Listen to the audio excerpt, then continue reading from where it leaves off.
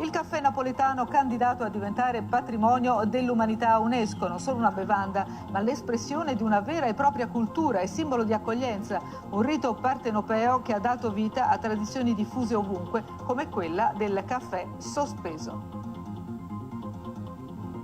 È fondamentale, almeno 3 volte al giorno. Dopo l'arte della pizza, a Napoli anche la cultura del caffè potrebbe diventare presto patrimonio immateriale dell'UNESCO. Qui l'espresso non è soltanto una bevanda da gustare in un momento di relax. A Napoli c'è il rito del caffè, per cui c'è tutto un culto alle spalle, insomma, molto antico. Per ottenere il prestigioso riconoscimento dall'Organizzazione delle Nazioni Unite, il comitato promotore ha iniziato una raccolta di firme presso lo storico Bar Gambrinus. Al momento sono 30.000 le adesioni. A Napoli il caffè è un motivo e 100 motivi. Cioè, non mi sento buono, mi piglio un caffè, sto incazzato, mi piglio un caffè, devo festeggiare e pigliamoci un caffè.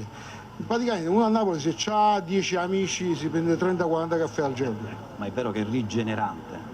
Sicuramente, questo sicuramente grazie alle caratteristiche che il caffè normalmente ha, ma a mio avviso proprio per il fatto che prendere un caffè a Napoli è veramente prendersi un attimo di immenso per se stessi e staccare dalla routine e fare veramente ciò che piace alla propria anima. Che bello caffè, solo a Napoli sanno fa. Gli anni passano ma alcune tradizioni locali non scompaiono. Ed è una cosa che quindi facciamo già da tantissimo tempo. Si lascia un caffè per una persona bisognosa. Il napoletano senza caffè non può vivere. Il caffè è un momento di aggregazione, il caffè è un catalizzatore sociale, il caffè inoltre ci fa stare svegli, perciò noi mediterranei facciamo sempre tardi, le 2, le 3 di notte, è colpa della caffeina che sta nel caffè.